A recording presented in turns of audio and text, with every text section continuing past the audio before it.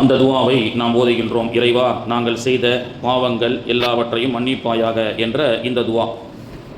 ஆனால் இந்த பாவ மன்னிப்பினுடைய துவாவை அல்லாஹுவே நமக்கு கற்றுக் கொடுக்கின்றான், எப்படி செய்ய வேண்டும் அப்படி என்று சொல்லி. அல்லாஹ் சில துவாக்களை கற்றுக் கொடுக்கக்கூடிய துவாக்களின் வரிசையிலே நம்முடைய பாவங்கள் மன்னிக்க எப்படி அல்லாஹ்விடத்திலே கேட்பது. அவன்தான் பாவத்தை மன்னிக்கின்றான், ஆனால் அவனே சொல்லிக் கொடுக்கின்றான், என்னிடத்தில் இப்படி கேளுங்கள் அப்படி என்று சொல்லி. அல்லாஹ் நம்முடைய பாவங்களை மன்னிப்பதற்கு அல்லாஹ் கற்றுக் கொடுக்கக்கூடிய துவா என்ன, எவ்வாறு அல்லாஹ் நமக்கு பாவத்தை மன்னிப்பதற்கு அல்லாஹ் கேட்க கற்றுக் கொடுக்கின்றான். ரப்பனா ரப்பே லா துஆஹிதுனா இன் நஸீனா அவ் அக்தஅனா. ரப்பே, நாங்கள் அறிந்தும் அறியாமலும் தெரிந்தும் தெரியாமலும் செய்கின்ற மறந்த பாவங்களை, வேண்டுமென்றே செய்த பாவங்களை மன்னிப்பாயாக அப்படி என்று சொல்லி நாம் தமிழில் அதிகமாக கேட்கின்றோம் அல்லவா. அது அல்லாஹ் நமக்கு கற்றுக் கொடுத்தது. தமிழில் பாவத்தை செய்யக்கூடிய தவறை ரெண்டாக பிரிப்பார்கள். ஒன்று தப்பு என்று சொல்வார்கள், இன்னொன்று தவறு என்று சொல்வார்கள். தப்பு என்பது வேண்டுமென்றே செய்வது, தப்பு என்பது தெரிந்தே செய்வது, தவறு என்பது தெரியாமல் செய்வது அப்படி என்று சொல்லி நமக்கு விளக்கம் சொல்லி கொடுப்பார்கள் அல்லவா. தப்பு வேற, தவறு வேற. தப்பு என்றால் நன்றாக தெரியும், இது செய்வது பாவம், இது குற்றம், இது ஒரு அசிங்கமான செயல், இறைவனுக்கு பிடிக்காத செயல் என்று நன்றாகவே தெரியும். தெரிந்தும் ஏதோ ஒரு மன சபலத்திலே சில சூழல்களிலே மனிதன் செய்து விடுகின்றான், அதற்கு பேர் தப்பு. தெரியாமல் செய்வது என்பது தெரியாமல், நமக்கு அறியாமல், நம்மளையே தெரியாமல் செய்யக்கூடிய சில பாவமான காரியங்கள் இருக்கிறது, அதற்கு பேர் தவறு.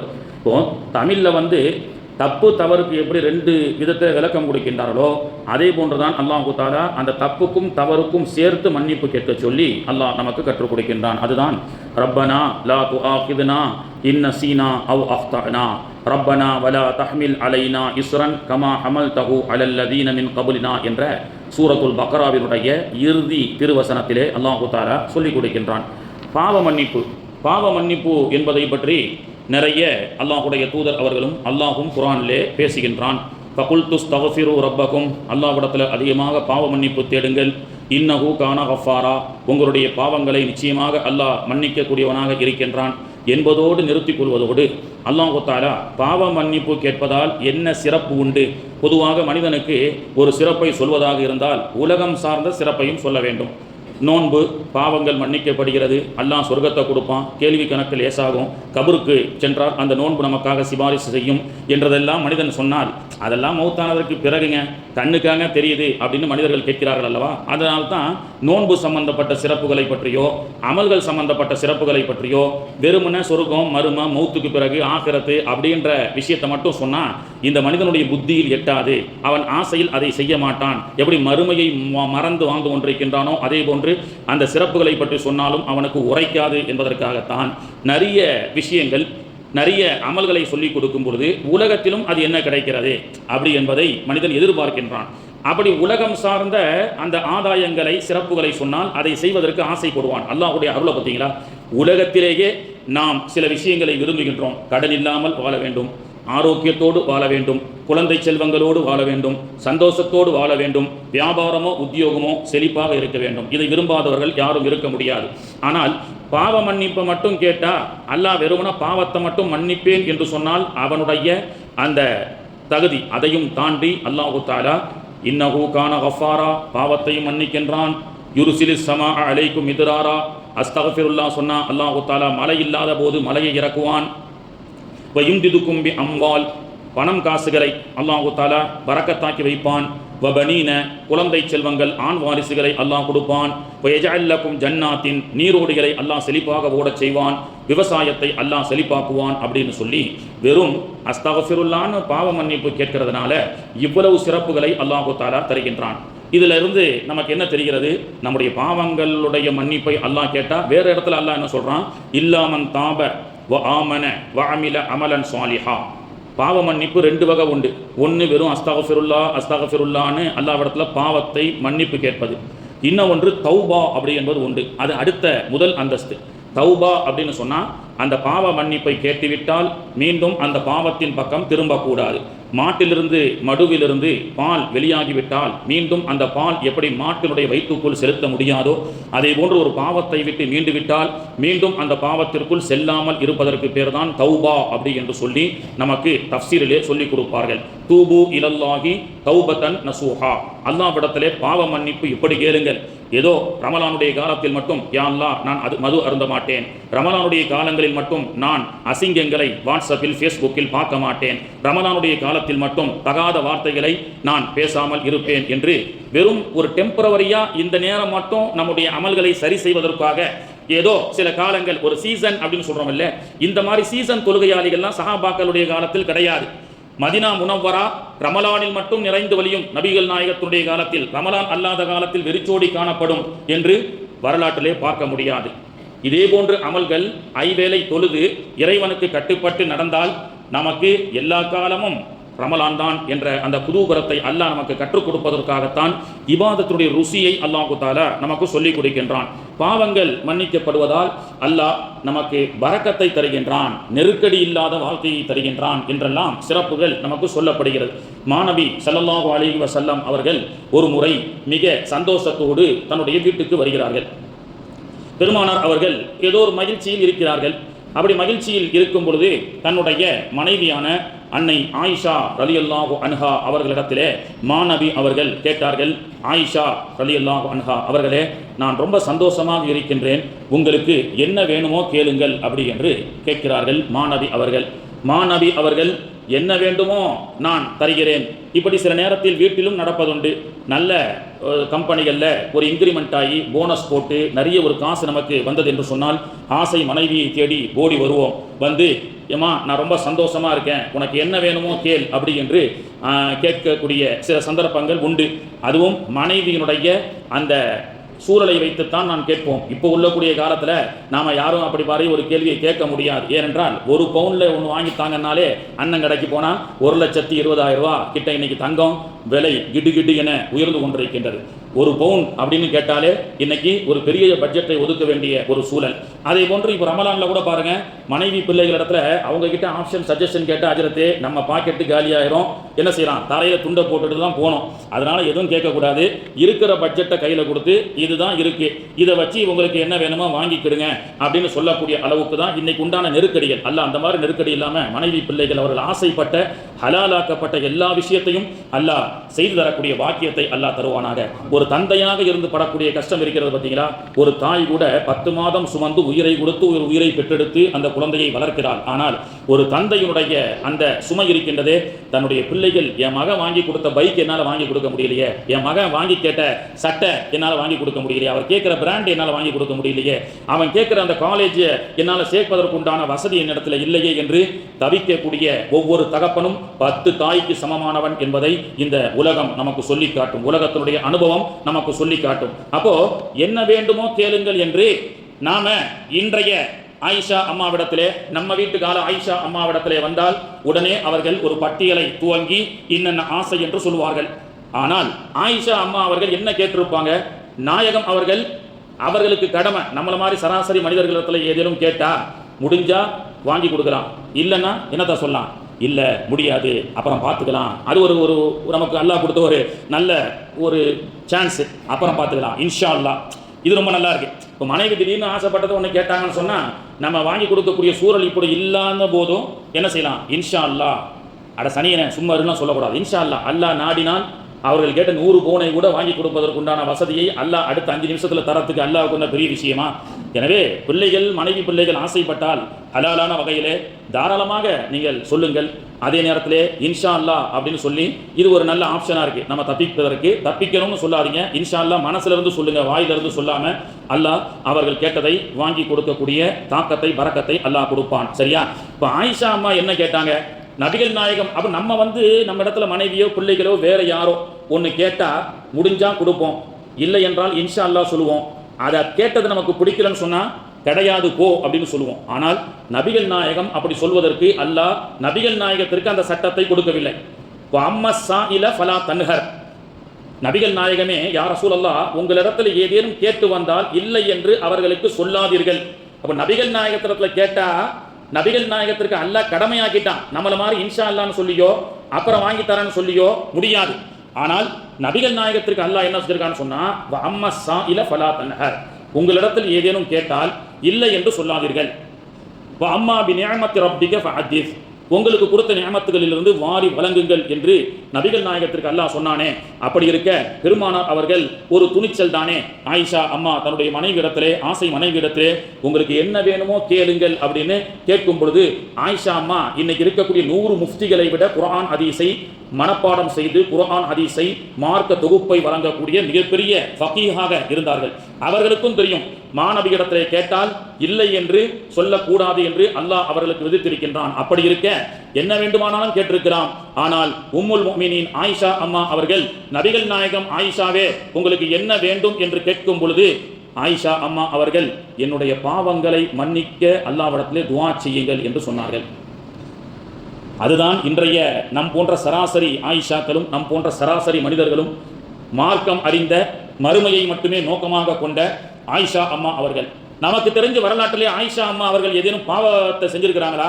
அந்த மாதிரி ஒரு வரலாற்றை காட்ட முடியுமா? பெருமானார் அவர்களும் அவருடைய குடும்பத்தார்களும் திறந்தவெளி புத்தகம் அல்லவா? அப்படிப்பட்ட ஆயிஷா அம்மா அவர்கள் நபிகள் நாயகத்திடத்திலே கேட்ட வார்த்தை என்ன? ஆயிஷா உங்களுக்கு என்ன வேண்டும் என்று கேட்கும் பொழுது, யா ரசூலல்லாஹ் என்னுடைய பாவங்கள் மன்னிக்கப்பட துஆ செய்யுங்கள் அப்படி என்று கேட்ட உடனேயே அல்லாஹ்வுடைய தூதர் அவர்கள் அல்லாஹும் மக்ஃபிர் ஆயிஷா அப்படி என்று சொல்லி துஆ செய்தார்கள். யா அல்லாஹ் ஆயிஷா ரலியல்லாஹு அன்ஹா அவருடைய பாவத்தை மன்னித்து விடுங்கள் என்று. இந்த துஆவை மாநபி அவர்கள் கேட்டதற்கு அடுத்த நொடியே ஆயிஷா அம்மா அவர்களுடைய அந்த ஹதீஸ் அந்த வரலாற்றிலே வருகிறது, சந்தோஷத்தோடு துள்ளி குதித்து ஓடினார்கள் அப்படி என்று சொல்லி. உங்களுடைய பாவங்கள் மன்னிக்கப்படுவதற்காக அல்லாஹ்வுடைய தூதர் அவர்கள் துஆ செய்ய ஆயிஷா அம்மா அவர்கள் சந்தோஷத்தில் அப்படி துள்ளி, அந்த சின்ன வயசு பெண் பருவத்தில் அந்த ஒரு சந்தோஷம் அடைந்தால் ஒரு துள்ளல் இருக்கும் அல்லவா, அதே போன்று ஆயிஷா அம்மா அவர்கள் இருந்தார்கள் என்று சொன்னால், பாவங்கள் மன்னிக்கப்படுவது என்பது அவ்வளவு சந்தோஷத்திற்குரிய விஷயம், அவ்வளவு அவசியமான ஒரு விஷயம். அப்படி ஒரு ஆப்ஷன் அல்லாஹ்வோ ரசூலோ உங்களுக்கு ஒரு ஆப்ஷனை கொடுத்தால், அந்த ஆப்ஷன்ல அந்த நேரத்தில் அந்த வாய்ப்புல அதிகமாக பாவங்களுடைய மன்னிப்பை கேளுங்கள் என்று சொல்வதற்காகத்தான் ஆயிஷா அம்மாவுக்கு கிடைத்த அந்த வாய்ப்பு நம் போன்ற சராசரி மக்களுக்கும் கிடைப்பதற்காகத்தான் ரமலானின் 2வது பகுதியை அல்லாஹு தஆலா இந்த பாவ மன்னிப்பினுடைய மன்னிப்பாகவே, பாவ மக்ஃபிரத்துக்குரிய 2வது பத்தாகவே அல்லாஹு தஆலா ஆக்கி வைத்திருக்கின்றான். இப்படியாக கண்ணியத்திற்குரியவர்களே, அதே போன்று அபூபக்கர் சித்திக் ரலியல்லாஹு அன்ஹு அவர்கள் மாநபியிடத்திலே வந்து, யா ரசூலல்லாஹ் எனக்கு ஒரு துஆவை கற்றுக் கொடுங்கள், அன்றாடம் நான் ஓத வேண்டும், தொழுகையிலும் நான் ஓத வேண்டும் என்று கேட்டார்கள். தொழுகையிலும் தொழுகை அல்லாத நேரத்திலும் நான் ஓதி வருவதற்கு ஒரு துஆவை கற்றுக் கொடுங்கள் என்று சித்திக் நாயகம் அவர்கள் கேட்கப்பட்ட போது அல்லாஹ்வுடைய தூதர் அவர்கள் கற்றுக் கொடுத்த துஆ இது. அத்தஹியாத்திலே கூட ஓதலாம். அல்லாஹும்ம இன்னி ظلمت نفسي ظلما كثيرا ولا يغفر الذنوب الا انت فاغفر لي مغفرة من عندك وارحمني انك انت الغفور الرحيم. இந்த துஆவினுடைய முழு பொருளும் என்னவென்றால், இறைவா எனக்கு அறியாமலேயே நான் செய்த பாவங்கள் இருக்கின்றதே, அதிகமாக பாவத்தில் உழன்று விட்டேன், என்னுடைய பாவத்தை எல்லாம் மன்னிப்பாயாக, என்னுடைய பாவத்தை மன்னிப்பதற்கு நீயே போதுமானவன், உன்னை தவிர என்னுடைய பாவத்தை யாரும் மன்னிக்க முடியாது ரப்பே, என்னுடைய பாவத்தை மன்னித்து அருள் புரிவாயாக என்ற அர்த்தமுடைய அந்த துஆவை அபூபக்கர் ரலியல்லாஹு அன்ஹு அவர்களுக்கு மாநபி அவர்கள் சொல்லி கொடுப்பதின் மூலமாக அபூபக்கர் ரலியல்லாஹு அன்ஹு என்ன பாவம் செஞ்சாங்க? இப்போ சராசரியா யாராவது ஒருத்தர், சராசரியா ஒரு மனிதர்கள் யாராவது உங்களுடைய யாரோ சகோதரர்கள் என்னிடத்திலோ அல்லது அஜரத்திடத்திலோ வேறு யாரிடத்திலோ எனக்கு ஒரு துஆவை கற்றுக் கொடுங்க அஜரத்து அப்படின்னு சொல்லி வந்து கேட்க, நீ பாவ மன்னிப்பு தேடு அப்படின்னு சொன்னால் அவர் நம்மளை மேலே எங்கேயும் பார்ப்பார். நான் 5 வேளை தொழு வந்துட்டு இருக்கிறேன், சரியாக நோன்பு வச்சுட்டு இருக்கிறேன், இந்த அஜரத்துக்கு நக்கலை பற்றியா நம்ம ஏதோ பாவம் செய்கிற மாதிரி நம்மளை வந்து பாவ மன்னிப்பு கேட்க சொல்கிறாருன்னு எங்கள் மேல் நீங்கள் கோபித்துக் கொள்வீர்கள். ஆனால் பாவம் என்ற அந்த வாசனையே இல்லாமல் வாழ்ந்த, சொர்க்கத்தினுடைய சுப செய்தி சொல்லப்பட்ட அபூபக்கரை நேசியுங்கள், அல்லாஹ் உங்களை நேசிப்பான் என்று சொன்ன, எனக்கு பிறகு ஒரு நபி வருவதாக இருந்தால் அது அபூபக்கராக கூட இருக்கலாம் என்று சொன்ன, எல்லா வகையிலும் இந்த தீனுல் இஸ்லாத்தினுடைய தூண், ஆரம்பத்தினுடைய முதல் பிரதிநிதி நபி அவர்களுடைய கரங்களை பிடித்து இஸ்லாத்தை ஏற்றுக்கொண்ட அபூபக்கர் ரலியல்லாஹு அன்ஹு அவர்கள் கியாமத் நாள் வரை யாரெல்லாம் இஸ்லாத்தை தழுவிக்கொண்டே இருக்கின்றார்களோ அவர்கள் தருவக்கூடிய அத்தனை நன்மைகளுடைய அந்த நன்மைகளும் அபூபக்கர் ரலியல்லாஹுடைய அக்கவுண்ட்டுக்கு நன்மைகளாக போய் சேர்ந்து கொண்டே இருக்கும் என்ற ஒரு சிறப்பான மனிதரை பார்த்துதான் அல்லாஹ்வுடைய தூதர் அவர்கள் நீங்கள் பாவ மன்னிப்புக்காக துஆ செய்யுங்கள் என்று சொன்னால், பாவம் மன்னிப்பு என்பது எல்லாவற்றையும் விட ஒரு சிறப்பான துஆ. அந்த வாய்ப்பு அபூபக்கர் ரலியல்லாஹு அன்ஹு அவர்களுக்கும் தாண்டி ஆயிஷா அம்மா அவர்களையும் தாண்டி இந்த உம்மத்திற்கும் கிடைப்பதற்காகத்தான் 2வது பத்தையே அல்லாஹ்வுடைய தூதர் அவர்கள் மக்ஃபிரத்துடைய 10 என்று சொல்லிக் கொடுப்பார்கள். பாவங்கள் அல்லாஹ் மன்னிப்பான். அல்லாஹ் மன்னிக்கக்கூடியவன். அல்லாஹ்விடத்திலே பாவ மன்னிப்பு கேட்க வேண்டும், தௌபா செய்ய வேண்டும். ஆனால் இன்னொரு பாவம் இருக்கிறது. அந்த பாவம் என்பது அதை மறைப்பதற்காக மேலும் மேலும் பாவம் செய்வது. ஒரு பொய் சொல்வார், அந்த பொய் தான், நான் சொன்னது தவறுதான் என்று அவர் ஒப்புக்கொண்டால் அவருடைய அந்த பொய்யை அல்லாஹு தஆலா அழித்து விடுவான். அல்லாஹ்வுடைய அருள் எப்படிப்பட்டது என்று சொன்னால், ஒரு நன்மையை செய்ய ஒருவர் நாடிவிட்டால், நாம தஹஜ்ஜுத் தொழ வேண்டும் என்று இரவில் படுக்கும் பொழுது நியத் வைக்கிறோம், அல்லது இந்த ரமலானிலே ஒரு குர்ஆனை முடிக்க வேண்டும் என்று ஒரு முடிவு செய்கின்றோம். அப்படி முடிவு செய்து எண்ணம் கொள்ளும் பொழுது அல்லாஹு தஆலா அந்த எண்ணம் கொண்ட அந்த நன்மைக்குண்டான நன்மைகளை அல்லாஹு தஆலா பதிவேட்டில் எழுதிவிடுகின்றான். மா யல்ஃபிது மின் கௌலின் இல்லா லதைஹி ரகீபுன் அதீத். ரெக்கார்டு செய்யக்கூடிய மலக்குகள், முன்னாடிலாம் ஆமா நாமா பட்டோலை எழுதுறோம் அப்படின்னு சொன்னோம். இன்னைக்கு எல்லாம் டிஜிட்டல் மயமாக்கப்பட்ட காலத்திலிருந்து தான் அந்த டிஜிட்டலே நமக்கு தெரியுது. அல்லாஹ் என்ன சொல்றான், மா யல்ஃபிது மின் கௌலின் இல்லா லதைஹி ரகீபுன் அதீத். நான் ரெக்கார்டு செய்கின்றேன் மெமோரி கார்டில் நீங்கள் செய்யக்கூடிய நல்லதை, நீங்கள் செய்யக்கூடிய கெட்டதை. நல்லதை ரெக்கார்ட் செய்யக்கூடியவர் இவர், கெட்டதை ரெக்கார்ட் செய்யக்கூடியவர் இவர். இவருடைய ஜிபி எவ்வளவு இருக்கு, இவர் ஜிபி எவ்வளவு நிறைஞ்சிருக்குன்றதை வச்சு தான் கியாமத்து நாள் ஷார்ட்டா சொல்றதா இருந்தா, உதாரணத்துக்கு 1 கோடி ஜிபி வலதுபுறத்தில் இருக்கக்கூடிய மலக்கிலிடத்தில் இருந்து ஒரு 10 லட்சம் ஜிபி கெட்டவரிடத்தில் இருந்தால் நாம் சொர்க்கவாதி. அதான் எடை போடுறது அப்படின்னு அர்த்தம். இதை அல்லாஹ் தஆலா இந்த டெக்னிக்கலை தான் அல்லாஹ் குர்ஆன்ல சொன்னான். இதுக்கு முன்னாடி இந்த செல்லெல்லாம் கண்டுபிடிக்கிறதுக்கு முன்னாடி அதுக்கு அர்த்தம் என்ன வச்சோம், புக்கை வச்சு எழுதுவார் போல அப்படின்னு சொல்லி. அப்புறம் தான் புரிஞ்சுது CCTV camera, recording, memory card, GB, எம்பின்னு மனுஷன் கண்டுபிடிக்கும் போது தெரியுது இது அல்லாஹ் எழுதுறது கிடையாது, ரெக்கார்டிங் பண்ணிடுறான். சரியா? அப்போ அந்த மாதிரி நன்மையை செய்யணும்னு ஒருத்தர் நாடிட்டா அல்லாஹ் தஆலா அந்த ரெக்கார்டில் பதிவு செஞ்சிடறானா. தஹஜ்ஜுத் தொழுகணும்னு ஒருத்தர் நியத் வைக்கிறாருன்னா அவருக்கு தஹஜ்ஜுக்குரிய நன்மையை கொடுத்துரு. அவ தொழுதா அது 10 மடங்காக 700 மடங்காக அந்த தொழுகையினுடைய இக்லாஸின் அடிப்படையில் அல்லாஹ் கொடுக்கின்றான். குர்ஆன் ஓதணும்னு ஒருத்தர் நியத் வைக்கிறாரு, அல்லாஹ் கொடுத்துட்றான். ஓதி முடிச்சுட்டா அது 1க்கு 10ஆக 10க்கு 200ஆக தருவதாக அல்லாஹ் தஆலா சொல்கின்றான். இது நன்மையில் நாம் அதிகமாக சேர்க்க வேண்டும் என்பதற்கு அல்லாஹ் நமக்கு கொடுக்கப்பட்ட வாய்ப்பு. ஆனால் அதே நேரத்திலே தவறு செய்ய வேண்டும், தப்பு செய்ய வேண்டும் என்று ஒருத்தர் நினைத்தால் அதையும் அல்லவா அல்லாஹ் எழுத வேண்டும். நன்மைக்கு மட்டும் நினைச்சவன அல்லாஹ் எழுதிடுறான்னு சொன்னா அப்ப தப்புக்கும் அல்லாஹ் எழுதுமா இல்லையா? இன்னைக்கு உலகத்துல தப்பு செய்யறானோ இல்லையோ, பனமரத்துக்கு கீழே பாலை குடிச்சா கூட கள்ளத்தான் குடிச்சான்னு பார்த்த உடனே அந்த பாவத்தை ஊர் முழுக்க பரப்பக்கூடிய மக்கள் தான் இன்னைக்கு இருக்கிறாங்க. எவன் என்னைக்கு ஏமாந்துருக்கிறான் அவனிடத்துல இருந்து கேமராவை பிடிச்சி வீடியோவை பிடிச்சி அவனை அசிங்கப்படுத்தலாம் என்று இருக்கப்படக்கூடிய இந்த மனித சமூகத்துக்கு மத்தியில் அல்லாஹ் பாவத்தை செய்யணும்னு நினைக்கிறச்சா உடனே அல்லாஹ் எழுதுறது இல்லையா? அந்த ரெக்கார்டிங் பண்ணக்கூடிய மலக்கு ஸ்டாப் பண்ணிடுறாரு. அவன் இப்பதான் நினைச்சிருக்கான், செஞ்சா எழுது அப்படின்னு சொல்லி. சரி செஞ்சிடறான், அந்த பாவத்தையும் அவன் செய்து விடுகிறான் என்றால் உடனே எழுதப்படுமா, ரெக்கார்ட் செய்யப்படுமா? இல்லை. அல்லாஹ் அடுத்த அந்த மலக்கிடத்தில் சொல்கின்றான், என்னுடைய அடியான் பாவம் செஞ்சிட்டான் ஏதோ ஒரு சபலத்தை, ஆனால் அந்த பாவத்துக்காக அவன் வருந்தி மன்னிப்பு கேட்பதற்குண்டான அவகாசம், டயத்தை கொடுக்குறான். அல்லாஹ் உடனே பதிவு செய்யறதில்ல. நன்மை மட்டும் செய்வதற்கு முன்பு எண்ணும் பொழுதே எழுதப்படுகிறது, பதிவு செய்யப்படுகிறது. தீமை என்பது உடனே எழுதப்படுவதும் இல்லை, பதிவு செய்யப்படுவதும் இல்லை. அதற்கு அவகாசம் தருகின்றான். ஏன்? அல்லாஹ் தஆலா அந்த தீமையிலிருந்து அல்லாஹ் அந்த அடியான் அல்லாஹ்விடத்திலே மன்னிப்பு கேட்பதற்காக அருள் நிறைந்த அல்லாஹ் எதிர்பார்க்கின்றான் என்று சொல்வதன் மூலமாக நம்முடைய பாவங்களை மன்னிப்பதற்கும் அழிப்பதற்கும் அல்லாஹ் காத்து கொண்டிருக்கின்றான், வாய்ப்புகளை தருகின்றான். ஆனால் அந்த ஒரு பாவத்தையே உலகத்தில் எல்லாரிடத்திலும் அல்லாஹ் பகிரங்கப்படுத்தாமல் மறைத்திருப்பது என்பது ஒரு நியமத்து. ஒருத்தர் ஒரு பாவம் செய்கிறாரு, ஊர் முழுக்க அவர் ஒரு நல்ல பேர் எடுத்துட்டு இருக்கிறாரு. அந்த பாவம் ஊர் முழுக்க பிரகடனப்படுத்தப்பட்டால் அவருடைய அந்த நல்லவர் என்ற வேஷம், பசும் தோல் போர்த்திய புலி என்று சொல்கிறார்கள் அல்லவா, அந்த வேஷம் கலைந்துவிடும். ஆனால் அந்த பாவத்திலேயே அல்லாஹ் தஆலா மனிதர்களுக்கு மத்தியில் அந்த பாவத்தை அசிங்கப்படுத்தாமல் அல்லாஹ் பாதுகாத்து வைப்பது. சரி, ஒரு கட்டத்தில் மக்களுக்கு மத்தியிலும் அது